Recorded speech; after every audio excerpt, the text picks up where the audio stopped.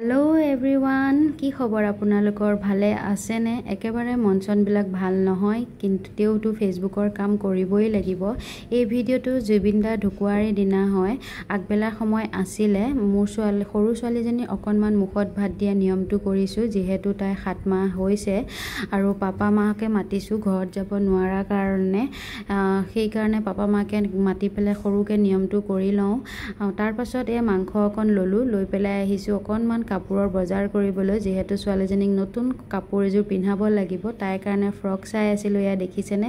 একদম ধুনিয়া ধুনিয়া কালেকচন আহিছে জোৰহাটৰ ভিটোত বেবী সকলৰ আৰু ছোৱালী সকলৰ কিন্তু ধুনিয়া ধুনিয়া কালেকচন আহিছে দেই কিন্তু এবাৰ যি দেখিছো এবাৰ আমাৰ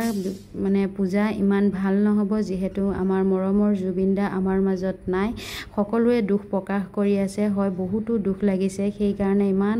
মানে এবাৰ ভাল নালাগিব যেন লাগিছে পূজাৰ বতৰ আৰু তাৰ পাছত এয়া বিল কৰি লৈ আছো বিল